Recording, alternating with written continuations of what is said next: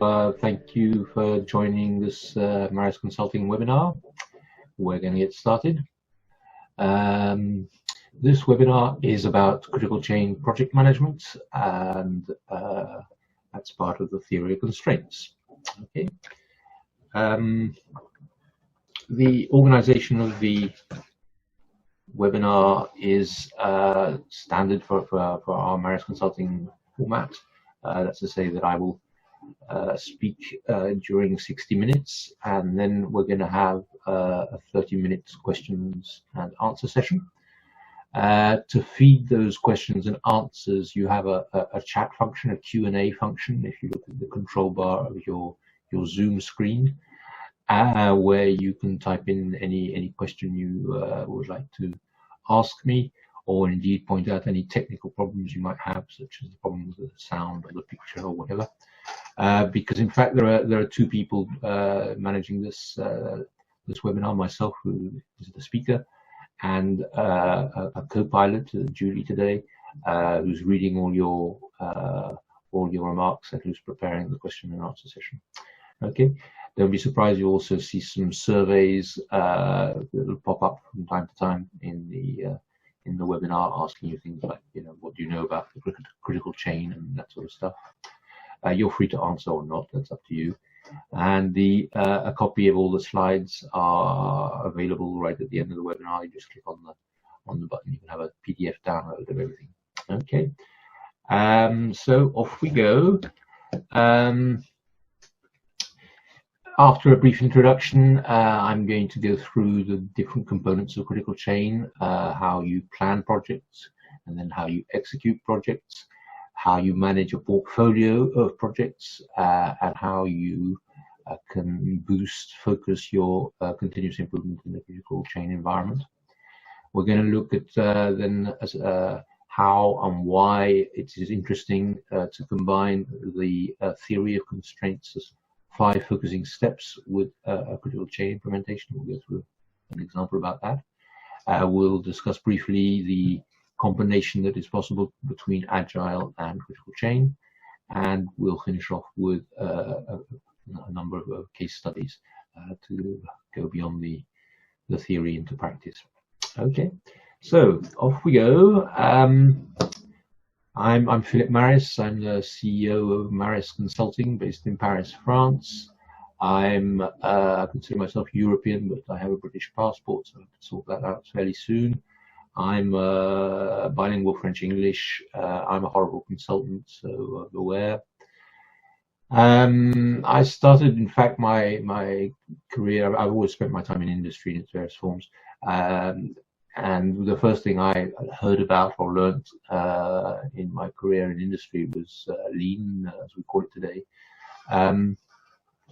36 years ago. And one of my passions, one of our company's passions, is deploying, reinventing lean in various industries when you move away from the car industry into making baked beans or perfume or whatever.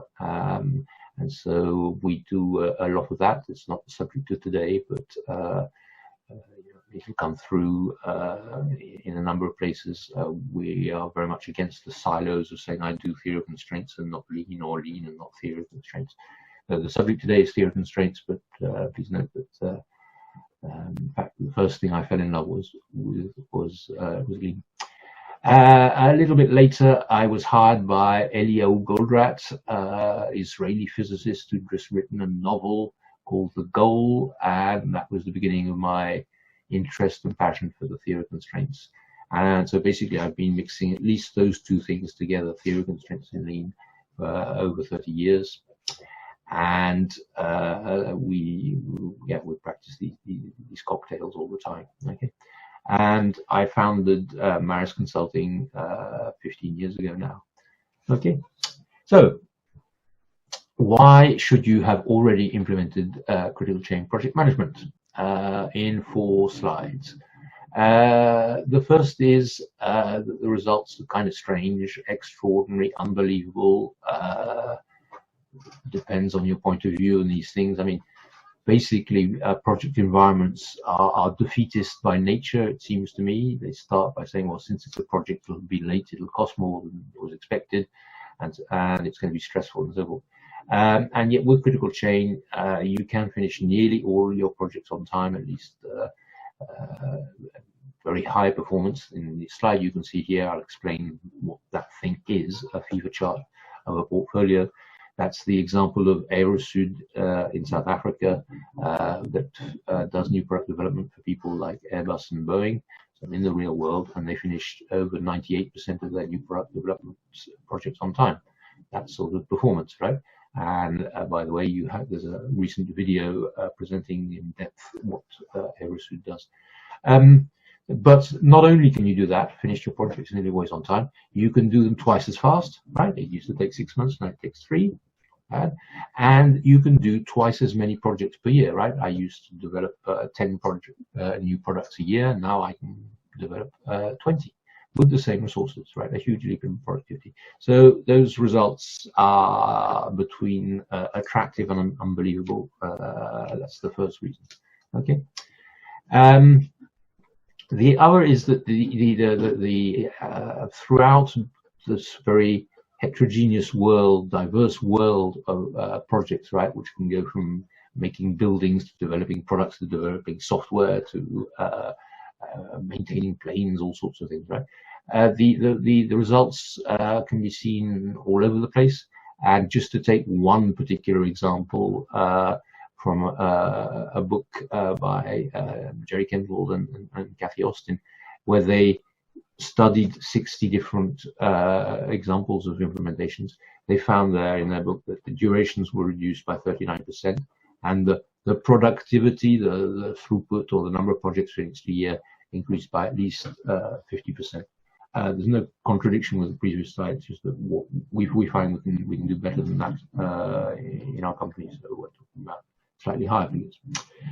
The third reason you should really have got started with critical chain is that, for instance, the very prestigious Project Management Institute with 1 million members and all that, the world reference today in managing the knowledge of project management, awarded the Best Project of the Year prize last year, 2019, to Embraer for its development of the new aeroplane, the E90-E2, and they did that using critical chain, and you'll see some videos about that particular case, right? And they broke all the records, right? They finished the plane 22 months early, got triple certification, etc., etc., etc. A beautiful example. And other reason why you should probably got started, there's no longer the excuse of saying, you know, this is pioneer, strange stuff. There are at least 3,000, that's a guesstimate on my part, significant implementations of critical chain.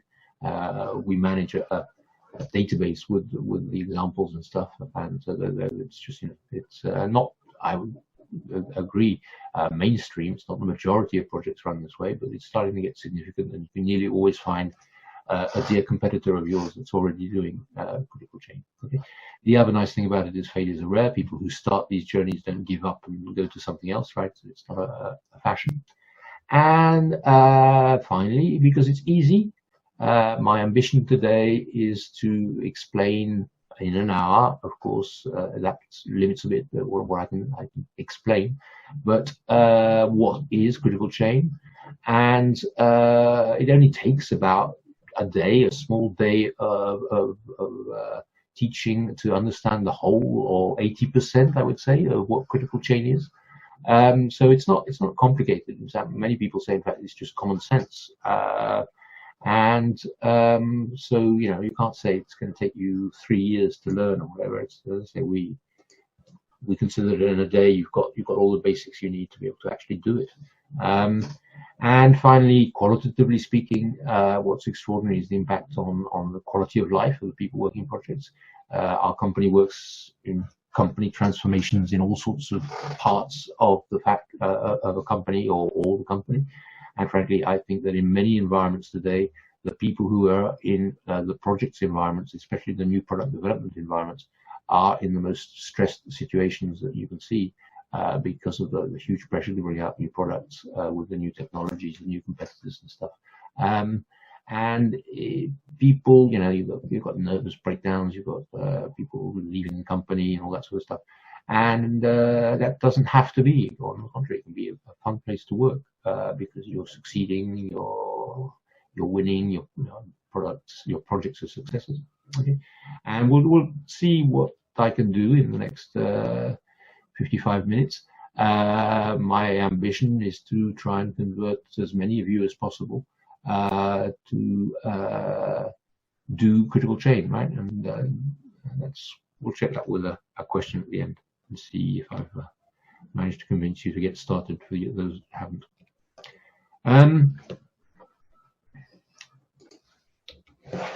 Now, what is it all about? I'm not going to explain even briefly what the theory of constraints is in this webinar. You'll see on our Marris Consulting channel, there are literally hundreds, 300 videos, including many videos that explain in 5 minutes or in an hour what the theory of constraints is all about. Critical chain project management is the theory of constraints project management component. Okay. Yet the theory of constraints by its name makes people think that it's all about managing bottlenecks and capacity. But in fact, right from the start, the theory of constraints wasn't just about that. It was also a lot about absorbing variability, statistical fluctuations and dependent events, as Elie Goldratt used to always repeat. It was there right from the beginning, right in the beginning of the book, The Goal, which is one of the ways most people heard about or learnt about the theory of constraints. You have buffers, right? In the production world, you have buffers to absorb uncertainty and fluctuations. And that is the facet, the side of the theory of constraints that gets fully exploited in critical chain. Because, of course, project environments are, by nature, extremely uncertain, right? This is the first time you've done this thing, so you don't know what surprises you're going to get down the road. And so the time to design a part, the time to do a proof of concept, the number of iteration loops you're going to go through when you're developing a product to get it right, the exact characteristics of the thing you're going to have to do in the future, right? When you're told you're going to have to do the pre-series, how long? You'd like to know what a pre-series of what? You don't know what the product looks like yet. So everybody's trying to guess numbers. That's normal. Then they'll see, because it's the first time or that's been done, right? And as I'll try and make clear, that means that you have to manage uncertainty, right? And if you think about it, traditional ways of managing projects refuse uncertainty in one very important way. They consider, for instance, that the task duration, I have a project with lots of tasks, the duration of that task there is going to be 5 days, right? They try and just give one number for a task duration. And yet we've said it's variable, right? It'll depend. Sometimes it'll be shorter than that, sometimes it'll be longer than that. So in fact, you should never talk about a task duration in a project environment with just one number, duration. You should give an average and some kind of standard deviation or some measure of its variability. And you'll see that's what critical chain does. You should not try and force certainty on an uncertain world. And much of what critical chain manages to do is it's much more open-minded and manages this uncertainty in a much more intelligent manner, rather than trying to ignore it or work around it, right? So I repeat, as you'll see, critical chain assumes there is uncertainty, and therefore, since there's uncertainty, things like task durations cannot be given by a single number. It takes 5 days. No, it's a number plus a variability. It's between 3 and 7 days, right? That's what we'd say in simple words, isn't it? It's between 3 and 7 days. We never say it's going to take 5 days when it's something uncertain, right? So let's get into the way critical chain projects are planned. So we have this work breakdown structure with a number of tasks, and we try to estimate the tasks. And where we started to live to get things wrong is that we've asked or decided that each of those tasks will have a fixed duration, and they must meet those durations, right? You're going to ask people to commit on those dates, right? It's going to take so many days, and that's a commitment. You must do it within that time, right? Well, if that's the case, of course, because there's uncertainty, everybody doing the various tasks is going to add some local safety, right? To be sure that they can finish on time. They might estimate that on average the project, that task is going to take 12 days, right? But they're going to add maybe, I don't know, 8 days to the duration, make it 20, because that way they're certain that they can finish on time, even if they have more problems than expected. Okay, so we have this thing, as we tried to show on this chart, where you have durations of what the work actually needs to be done, but people have added safety factors all over the place in a varied way. In fact, the safety factor is often proportional to the number of years of the person in their career, right? The young and naive will do this sort of thing, and people with a lot more experience that have a quiet life will have huge buffers on their tasks. Right, so that's where traditionally how it's done, and critical chain addresses that, among other things, and does away with that. Okay, I will detail this in the rest of the webinar. This is just a pre-introduction, right? So traditional planning, let's assume, for instance, we're in product development. We have proof of concept, prototype, pre-series. Yeah. We go to the person in charge of proof of concept, ask them how long it's going to take to prove the concept of this new engine that works on water, and the person looks out the window and says 4 months, right? You go to the next person. If I bring you this prototype of this engine that works on water, how long is it going to take you to do the prototype? To impress his boss, he types a few things into Excel and thinks of it, and he says 16 months, which is what he usually says for the sort of strange question.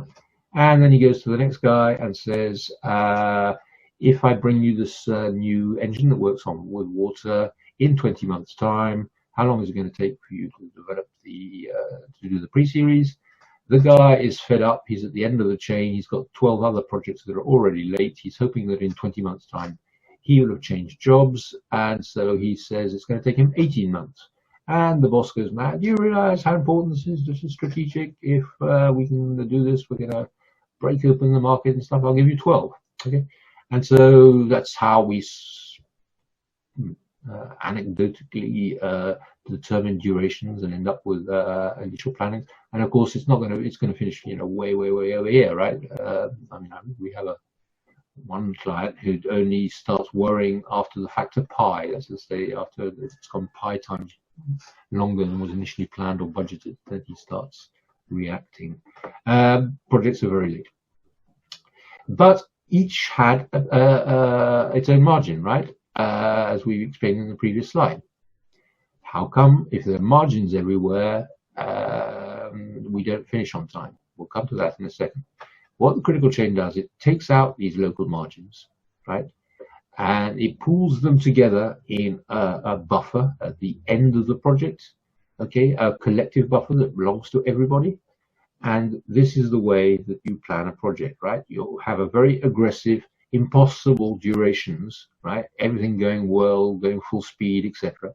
And since you know that's impossible, then you have a collective buffer shared by everybody that will be used up according to the problems people have.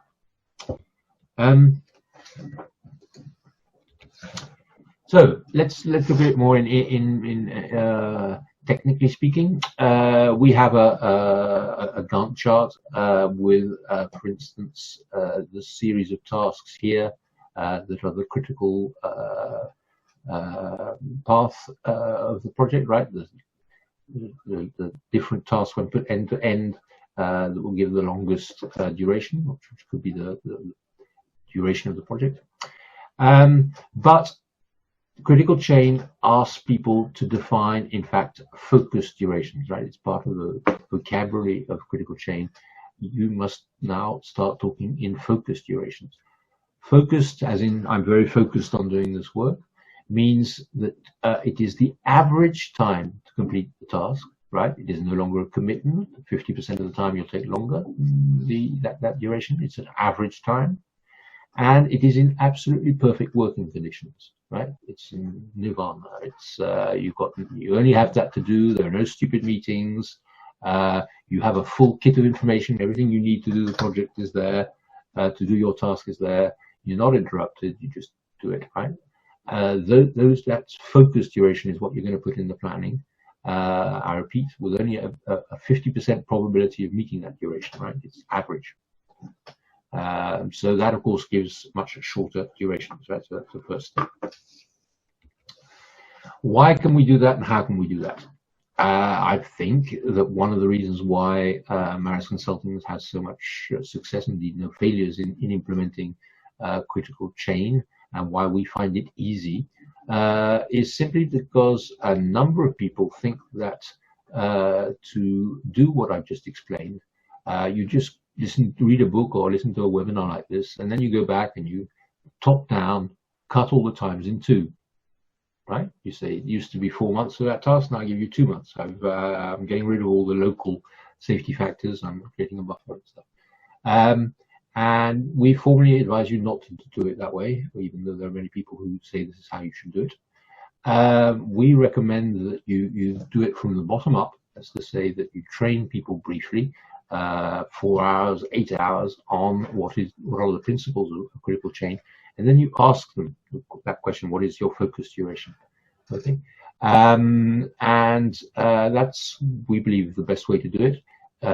Doing it that way, you get tasks that are divided by about 2 on average, right? But you don't impose it. I mean, if you just turn up and say, I'm going to cut all your times by 2, right, you're not exactly going to get much buy-in from anybody. Okay? And also, if you do that, it becomes a lot more intelligent, because it might be true that when people get rid of the safety in their projects, they end up with tasks that are about on average half the durations of what they used to be, right? That's empirically true. We've seen that. But it's different from one task to another, right? Take, you're developing a new pharmaceutical drug, and at one particular point, you've got to prove that your new drug is stable. To do that, by law, you'll put it in a particular thermal conditions, in a fridge or whatever, for 12 months. And you can't compress that time. That's constrained by law, so that's not going to change, right? So that duration is not going to be decreased by this approach. It's incompressible, right? But maybe the 2 weeks that were left afterwards to write up the report saying this is stable, well, maybe that can be reduced and become just 1 day rather than 2 weeks to write 5 pages. So I repeat, I think a lot of people get it wrong with regards to critical chain, because as is written in many places, and that's said in fact by Lee Goldratt himself on several occasions, you could cut the times by 2, and yes, it would work if humans weren't humans and wouldn't take that badly as an approach. They would not buy into something which hadn't been explained to them.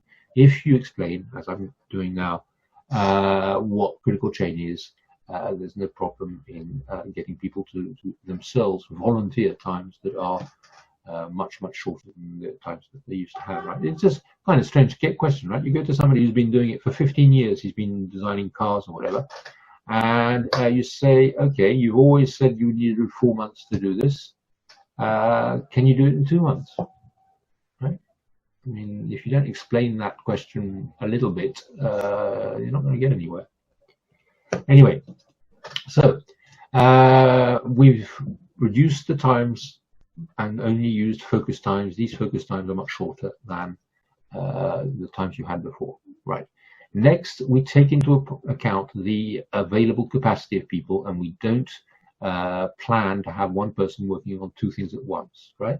You can do this with traditional software leveling in Microsoft Project and stuff like that, right? That's nothing particularly new. It so happens that people don't often use that functionality properly, and critical chain insists on doing it correctly. Okay, so at the second stage, you take into account capacities, and in this example, this resource Pierre, where it was expected he would do 2 things at once, well, you reschedule it for him to do one thing after another. Okay, and so we get to this stage here where Pierre will do one thing, then another, then another. Okay, he's scheduled not to have to take into account 100% of his capacity, right? He doesn't have to do it. And this, by the way, gives us the critical chain, right? The critical path was here in red. Okay, the sum of tasks when put end to end gives the longest project duration. Okay, and the critical chain is here. It's the same, except it takes into account resource dependencies, or the fact that the resources can't do two things at once. Okay, and because it does that, it moves. Okay, so critical path and critical chain are close cousins, one from the other, but a critical chain takes into account the availability of resources, and we have that. Okay, and that is the constraint of the project in Theory of Constraints language. That's to say, if you want to improve this project, you have to work on its critical chain, this sequence. That is the one which is determining the overall project duration, not these ones which have slack, to use the traditional term about it, right? They can move their stuff around without having any impact on the project. Okay. So that's that. But what is the probability what we've got here finishing on time? Basically 0, because those are focused durations, right? So they're only averages. So this is not going to work. You have to then make it robust. And this is when you put in the buffers. Okay. And the one which most people talk about here is this one, the project buffer. Okay, it's the one I mentioned in my very brief introduction. It is there to absorb all the problems that will be had on the critical chain, or this red part, right? And so if instead of modeling these things as with just one number, saying it's 4 days, right? And you said it's 4 days, but if I have problems, it's 8 days, right? And there's quite a lot of uncertainty. If you allow people not only to give you average durations, but also their variability, right? The pessimistic durations, you can calculate how big you need your buffer to be, right? So when people use software to do this sort of thing, they're asking people not only to give a duration, but also in one form or another, the variability of that task. And that enables you to know if you need a big or a small project buffer, because uncertainty is different from one environment to another. And so you have that, which means that all the problems that these people will have on the red part, the critical chain, will be absorbed by this buffer. And if you've done your work correctly, the project will finish on time, as I say, before this date, which is what you promised your client, or that was your commitment, right? You do commit to the end date of a project, not of a task. And for that to happen, for it to be as simple as that, right? You've got to make sure that the non-critical stuff in blue and on this page, right, stays non-critical. Okay, and to do that, you have a second category of buffer called a feeding buffer, which is to protect the critical chain from problems that would happen, that could occur in the non-critical parts here, right? So to ensure that all this stuff, which had slack, it wasn't critical, does not impact the critical chain, before they feed the critical chain, we put a buffer so that will absorb any problems they might have. Okay, and these are feeding buffers. In this way, we get extraordinary stability. That's to say, what we imagined, this is critical and the rest is non-critical, will be robust. The project will happen like that because you've made sure that the non-critical stuff stays non-critical. Okay, and this is fundamental because you know where you have to focus. Too often people are in project environment think everything keeps changing all over the place. So the critical part was here, then we did an update and it's there, then it's an update and it's there and stuff. If you do your work correctly, everything will happen from planning stage and during execution. Your critical chain will stay stable unless you have some extraordinary event. Okay. Execution, the second pillar of critical chain, also remarkable and strange. If we've identified the critical chain of a project, right, it is that critical chain that's going to determine the success or failure. We don't want to lose a second on that critical chain. So you want it to happen like a relay race, okay? You want these tasks to go one after the other without losing a second, okay? And what we do, at least at the beginning when we're implementing critical change, to get that idea across to the relay race, is we very often use mascots, some kind of big noticeable object, like these pink animal or all sorts of other stuff, something remarkable. The first time we inaugurated this idea, we had a big pig of for a 3-year-old kid, right? Really quite a large object, and that follows physically the critical chain from one resource to another, right? And so when people see this big pink pig, if you communicate it correctly to everybody, they know, watch out, this person is working on the critical chain, don't disturb him, let him work in his focused duration, because it is in his hands that there is the success or failure of a project, right? A given project, there is only one part of it that is critical at any one time, according to the theory of constraints, right? It's there, and this isn't necessary, but it's not critical. Okay, that's what we do. And so if you ensure that just this part of the project goes well, you're going to succeed. You've made sure that the non-critical stays non-critical. If you do that, and you monitor progress, you have this buffer, right? This buffer is there to be consumed, right? And therefore, monitoring the execution, you use this thing, fever chart, the emblematic fever chart of the critical chain, right? On the horizontal axis, you just have the project from the beginning to end, right? The project is started here and finishes there. It's measured as a percentage of the critical chain completion. And on the vertical axis, you have the buffer, right? And so in execution, what you do is you obviously start down here, your project runs, you do an update, and you've consumed some of the buffer. No big deal, that's what it's there for. And you do another update, and again, you've consumed some more buffer. Okay, you can continue, and you're here. Excellent, everything's going well, right? And then you do another update, and oops, problem. Okay, you haven't progressed at all. Something's stalled in your project, right? There's been no progress for a week in this example. Okay, so you're just consuming buffer. You're standing still. You get into this red zone. In this red zone, you stop and think, watch out, there's a problem. I have to solve it, right? Because the due date that you promised to the outside world, your client and so forth, is up here, right? I repeat, the buffer is there to be consumed.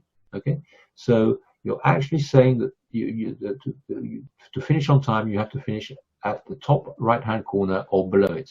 Okay, and if we're there on this point here, if it carries on like that, right, it's going to be late. So that's what these colors are, right? Watch out, you're in the red zone. If this carries on like that, your project is going to be late.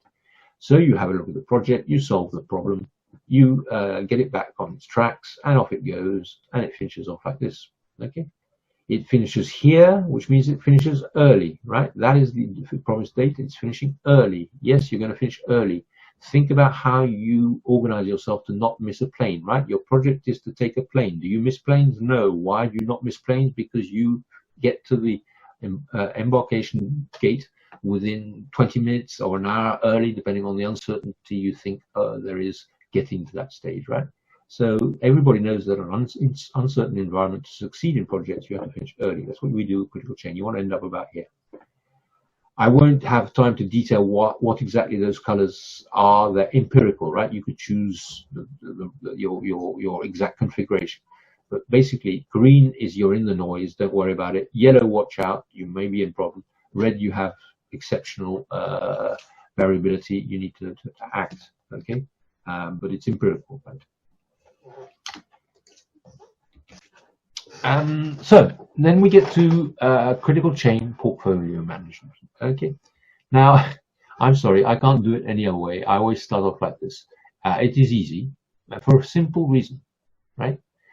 Imagine all the projects in your portfolio had been designed, planned, as I've just described, properly thought out with durations and a big buffer and all this stuff to make it happen, so that all the different tasks were taken into account, and there was quite a good probability of finishing early, right? So if all your projects are healthy and are probably going to finish early, what is the problem with managing a portfolio of healthy projects. That's what critical change project management in portfolio mode is all about. Since all the projects are healthy, you'll find it's very easy. On the contrary, it's easier to do portfolio project management with critical change than it is to do with a single project, because you have so many more options to solve problems, because you've got many people, you can change priorities and stuff, and that's exactly what we're going to do, right? But you've got a healthy portfolio. That's the big difference. People consider that project management portfolios are a nightmare, right? The PMO's job is a nightmare because he's got just a lot of sick projects. They're all doomed to fail. So he ends up very quickly having to arbitrate between a project that's for a very big client worth a lot of money but only a little late, and a project that's a bit less important strategically speaking, but is very, very, very, very late. Which that's a kind of stupid discussion to have, isn't it? Try and finish all your projects on time or early, and you don't have to do that sort of arbitration, political arbitration. Okay, so all you need in this environment, in fact, is something that does enable you to identify priorities, because of course there's a lot of uncertainty. We're saying that projects will finish end date on time, but we don't know when they're going to have problems, when they're going to need help and stuff. Okay, so how does it work, right? And by the way, I'm hoping that you're going to wake up in the middle of your next night, whenever that is, and say, I want one of these. I want one of these fever charts, portfolio fever charts, because there it is. It's the size of a postcard, and normally that's all you need to manage a portfolio, right? What it is it's the concatenation of all the different projects, right? So each of these has been planned in a critical chain way, and you just sum them all and you put them on a portfolio fever chart, as you have here. Okay, that is the portfolio of a company called E2V in Grenoble, that after 7 years, that is in fact their new product development portfolio. This is a real life example, and it is like that. Which, what do you see? You see that 80% of their projects are in the green. They're in the noise. You don't have to think about it. You don't even have to have meetings to find out how they're going. They're going to finish early, 80% of your work. And all you have to do is manage the exceptions, right? The stuff that's had a problem. And in fact, what we've done is we've got rid of the madness of bad managing of priorities and lying about dates and stuff, okay? And the problems that will emerge will be good, noble problems. We tried that technology and it failed, or we have trouble meeting the weight criteria that we have on this part of the airplane or whatever, right? You're going to have noble engineering problems or whatever. You're not going to have just madness about priority management. And so what will you do? Well, you then just concentrate on these. You'll do some exception reporting. And if this project, right, this project is late, okay, it's red, very red. If it carries on like that, I repeat, it's going to be very, very, very red, okay? It's going to be finishing way out, okay? It's consumed 60% of its buffer, and it's only 20% of the project done, right? So it's sick, right? It is the priority in the portfolio, right? And so what do you do? Well, you find, oh, good, let's look around. In fact, the people working on P12, on project 12 and project 16, they have the competence to be able to help this project. So please put down your tools, stop your projects for a month, right? Team 12 and team 16. Go and help project 1 and accelerate, please. And off you go, and you speed up. In fact, you could even go down here, but I don't have time to explain that. And you solve it, right? And what is fascinating with people who've been using critical chain for quite a while is that you end up working exactly where you should, which is the projects who are born with a problem. So often, if you could see the problems right up when you started the project, you'd have time to react and you put everything straight. Everybody in management is screaming around here, right? What project is going to be finished next week, next month, and so forth. It's too late. It's firefighting, right? In this chart, that is the project that's the most important. That's the second most important. That's how you will determine priorities. That's how you're going to allocate people. It is just, everybody falls in love with this thing, right? It's just makes sense. And by the way, what's another beauty of it is all this is expressed in percentages, right? So you can put a big project and a small project. I'll give you just one example of hundreds. If you're in engineering to order environment, developing new products, and it takes you 2 years to develop a new generation of products, okay, but you get a call for tender for a new order, a big new order, probably the same resources need to spend a few hours at least, maybe a few days, answering the call to tender or contributing to the call to tender. That call to tender is going to last 3 weeks. You can put the call to tender 3 weeks next to a 2-year project, and you will see which is the relative priority. Right? It's all in percentages. This is beautiful simplicity. You have big stuff, small stuff, 6-month stuff next to each other, and you will be able to arbitrate priorities. It's very strong. Finally, another very important thing about project portfolios is, of course, you must not put too many projects in your portfolio, right? And easy to say, because in many environments, that's one of the big problems, is that the whole system's clogged up with 3 times too many projects. So everybody's multitasking all over the way. That's what we're trying to show here with what is the company logo, these tanks of water filled up and stuff, right? There is somewhere in the system a constraint. That's the fundamental position of the theory of constraints. You have not been able to distribute the work equitably, so somebody somewhere or some department somewhere is overworked compared to the others, right? And that's where everything's going to pile up. So what you have to do is, in fact, only launch into the system what the constraint can deal with, okay? And if you do that, you will limit the work in progress throughout the system, which will limit the multitasking and make the projects flow much faster, right? The duration of your projects is proportional to the work in progress, the number of projects you have. Okay, so if you can reduce those, you're going to go much faster. All right. And what do we find? These constraints, right? You must understand that they are for the whole portfolio. Okay, and what they can be is, for instance, one of the business services, I don't know, the electronics part, or the regulatory part, or it could be just 1 or 2 key people in an organization with multiple skills, unique skills, of course, or it can be something special like the testing phase in IT. That's the classic, right? Testing is the bottleneck resource. Okay, so you need to identify that and only put into the environment the right quantity of projects. Okay, that's exactly the same idea, but put into Gantt forms, right? You stagger them. First you launch one, then you launch another, then you launch another. You don't launch a project into your portfolio unless the capacity constraints will be able to deal with it when it arrives there. Okay, you don't clog up the system. I'm sorry, I always summarize things by these series of tanks, right? The logo of the company. But what's the point in filling all these tanks? This is what's happening. This is where it's all at. So do it like that. There's no point in thinking that if you start early, fill up the stuff, it's going to happen better. It's going to get a lot worse.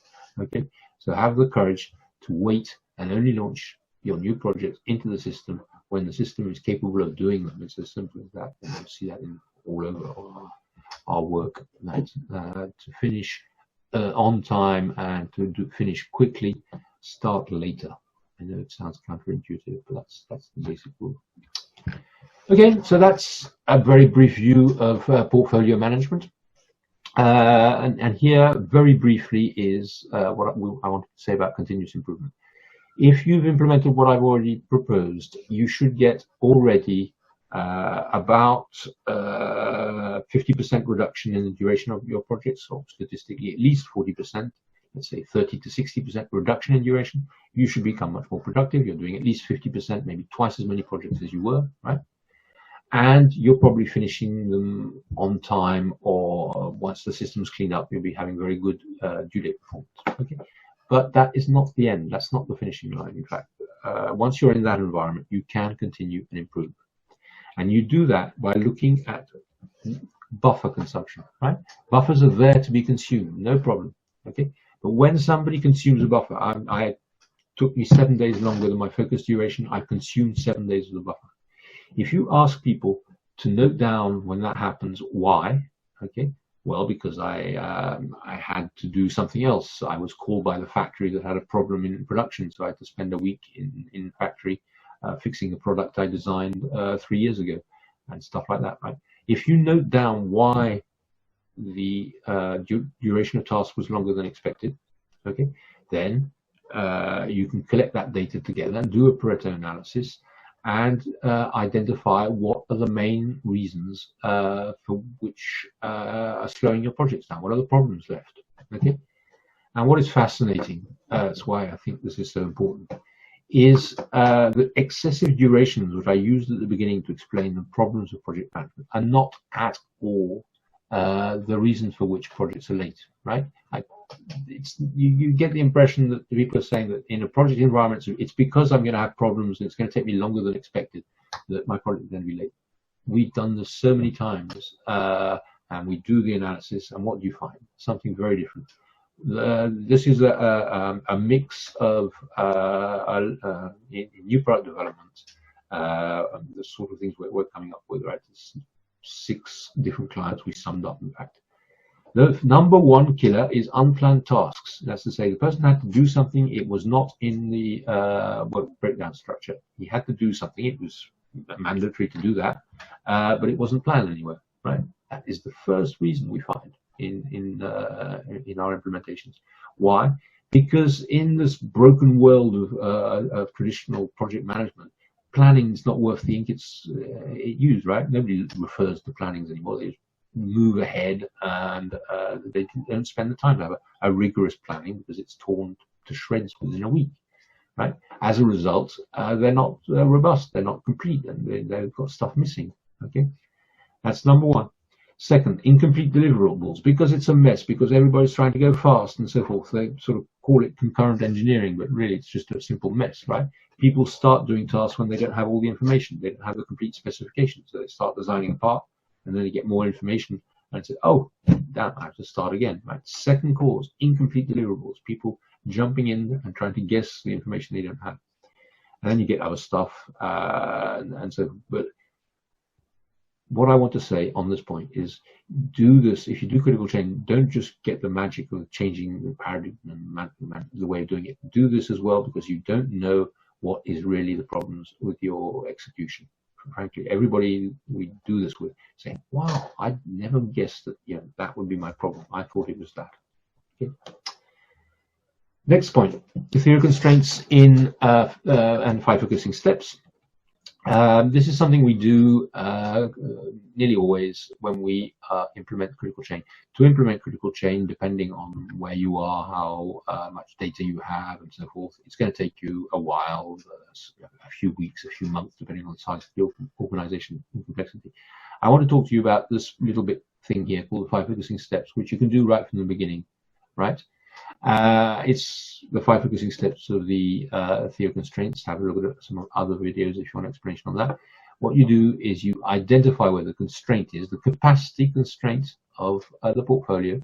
You exploit that constraint, and you move on. Right here is it in simple arrows. The whole process of the 5 focusing steps, as its name implies, has 5 steps. But in fact, we do 1, 2, and 5. 1, 2, and 5. You identify the constraint, you identify it, you jump on it and make it produce more.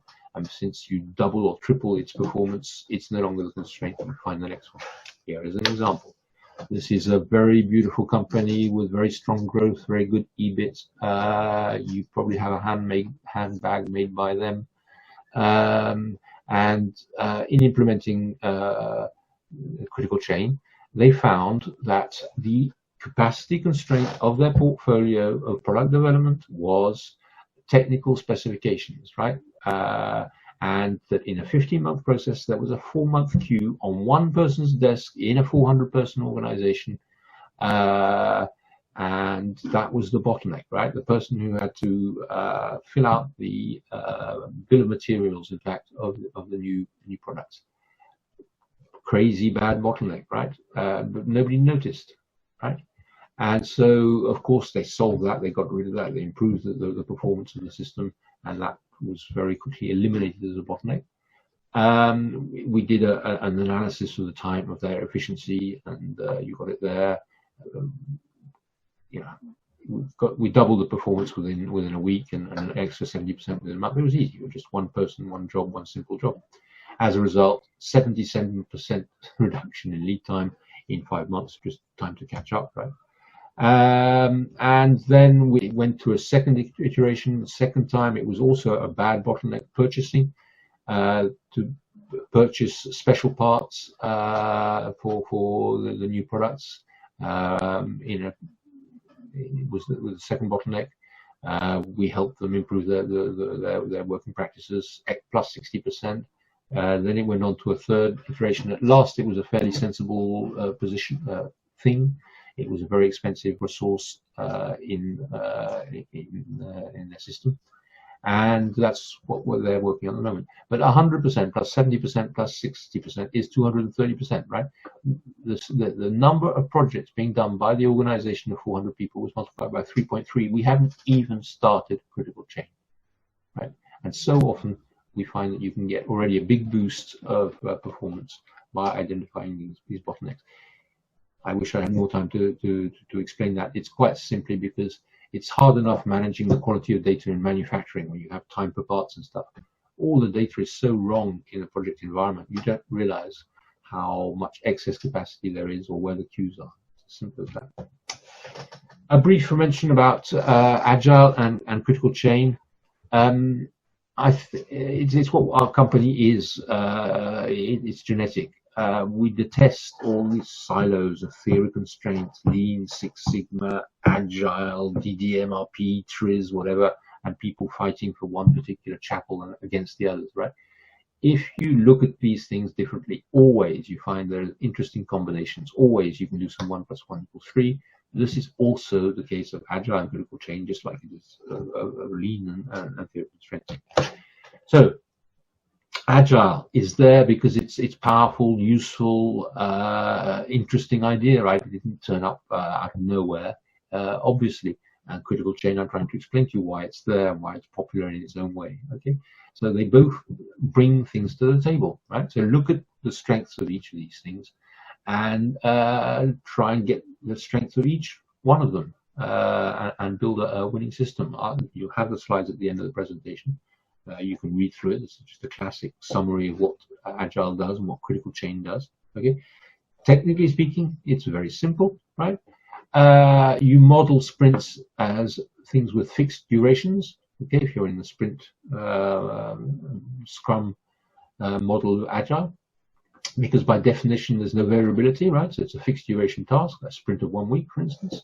Okay, it has a dedicated team, right? So you model the agile way of doing things. Okay, and just as in the agile technology approach, sorry, just as in the agile approach, then you will have a buffer because you don't know how many sprints will be required, right? So your product backlog or whatever you want to call it, you're calling it, and that will enable you to do more sprints if you need more sprints, right? So there's no big deal about mixing agile and critical chain, and it gives you the agility of agile, right? And it gives you the visibility of critical chain. What's the problem? Very short version. It would I could give it a long one. Case studies. Case studies. The problem is the world of projects is huge, very varied, right? You've got their new products, non-repetitive engineering, buildings, public works, maintenance, software development, ERP implementations. I mean, projects are everywhere, of course. Okay, so I'm going to disappoint some people by the examples I've chosen, because it's an impossible task, right? I need 100 case studies to be able to deal with all the variety of the project environment. Here are some. Okay, this is in the maintenance of airplanes, executive jets in this particular example. Okay, it's the Embraer. You can see the videos on our YouTube channel about it, right? Done by Embraer, so I'm not making this up, even when you see the numbers. Applied to the maintenance of airplanes, the C check, or in executive jet language, the 96-month check after a plane has been flying 96 months. You have some fairly significant checkup. Okay, that checkup used to take for the particular type of aircraft 10 weeks. Okay, and they used critical chain and managed to go twice as fast. Did it in 5 weeks, and currently they're nearly there now. To get down to 3.5 weeks, right? Fine. And what was also very significant is they got 70% increase in productivity of the mechanics doing the work, right? And that's a huge financial benefit, of course, right? 70% labor productivity gain. Okay. Reduction of stress and other things. The pipelining, right? Not starting on all the planes at the same time. That's to say, even if a plane had arrived, if the hangar was full, you didn't start on the new plane, concentrating on finishing the ones that you have. Always that same idea. Don't jump start things. Wait until it's the right moment to start on a particular task. This one just to disturb you at the end, because we do agree impossible, but you have videos about this, so I'm not making it up. This is not a consultant's lie. We implemented critical chain in the Safran group in new product development and industrialization. When we were doing that in one of the factories, a guy sat at the back of the room. I didn't even know he was there, and listened into the critical chain training. And he went off, and he'd come to that training because he considered he had a project. He had to move nearly all the machines in his factory, or I think it's 45 out of 52, if I remember correctly, to redo the plant layout of a 450-person factory. And so he wanted to do that project, and he had a plan initially that was for 8 weeks, which would mean that the factory would have to be shut for 8 weeks. The boss said no. I'll give you a short story of a beautiful exchange. He optimized it. He saw if he had an extra cherry picker, if he did that before, whatever. He planned it magnificently, and then he executed it magnificently with his fever chart. And he did it in 6.5 days, right? Complete change in plant layout of a large factory in 6.5 days. I'm sure you'd agree with me. It is absolutely impossible. Have a look at the video where he explains how he does it. Okay, wonderful. Other cases, one of the largest organizations in the world using a critical chain started at the beginning of the year 2000, or 2003, 5, as you can see here. Took them a while in a big organization to get to the point where they are today, where they use critical chain in all their project environment. Okay, and that's an example. It's not a Marris Consulting reference, that one. And this one, which I mentioned in the introduction, developing an airplane, breaking all world records. People tend to say, developing an airplane, you're necessarily going to be late and break the budget, because that's what everybody's been doing recently. And then they were in budget, finished early, and the plane is a great success. Have a look at the various videos and talks about it that are available. And more and more and more, right? You can look wherever you want. There's another video on the YouTube channel where we go through 15 cases of Marris Consulting, including those ones. And frankly, if you look around in our references or elsewhere, you'll see lots and lots of examples, right? Medical devices, helicopters, satellites, rockets, new trains, new cars, new whatever. Normally, as I said, you'll probably find that one of your competitors has already started, so have a look. Okay. To conclude, normally some of you will have one preoccupation, significant preoccupation, with regards to critical chain project management. It is the fact that the Project Management Institute, which I repeat, I believe is the authority in terms of project management knowledge in the world today, with it's just gone past 1 million members worldwide, right? A huge organization with lots of members, lots of activity, lots of meetings, lots of webinars and stuff. Their knowledge is presented in the PMBOK, well-known PMBOK guide, and their exams and stuff to go around that. And if I take the example of the latest edition, there is not a single reference to critical chain in the entire book. It is as if critical chain did not exist. Okay, so that you have to is today. I'm praying that it's going to change soon. It's been like that for ever since critical chain existed. It appeared in the 5th edition, I think, or was it the 4th, in a few pages, but it was never certainly presented in any detail. So I hope that will change. Why? Well, among other things, because Embraer, using critical chain, won the Project of the Year award last year. So I hope it's going to happen. And whatever, even if that never mends, right? Even if this, we certainly recommend that you mix in the PMBOK, PMI ideas with critical chain. We always do. And the chapters of things like risk management, how to build a work breakdown structure, scope management, all these sorts of things, all the rest of it, very important things in project management. For instance, have a look at the PMI, PMBOK if you haven't already, right? But please be aware that that book is written as if I don't exist, critical chain doesn't exist. And finally, just to finish, because that's in fact what got me into the world of projects and when I started earlier on in my career, the goal should not be just to finish your projects on time. Surely it can't be just to finish on time. You should be doing beautiful projects, right? And as people have had so much problems with managing priorities, budgets, and whatever, that they seem to claim a big success because they finished something on time. And for me, that's just a minimal requirement, isn't it? Surely the project must be a success. If it's a product, it must be a blockbuster. And so hopefully, if you do what we have here, use critical chain to clear up the system. Okay, that's only the beginning of another chapter where you're going to try and get better and better at the way you do projects and what comes out, what you do with your projects. Okay. And you can refer to whatever you want with regards to that. My personal opinion is that one of the things that people have not truly understood much or even taken time to try and understand correctly is the Toyota way of developing products, the Toyota Product and Process Development System, as it's formally called.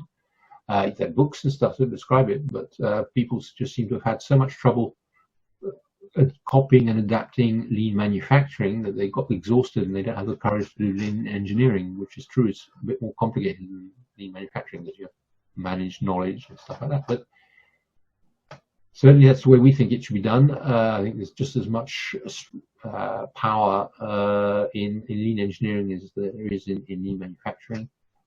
We consider that it's a pity that throughout the world people haven't got there yet because they're still running around like chickens with their heads chopped off trying to finish their projects on time. So they obviously don't have an environment to do lean engineering, right, which requires a certain stability.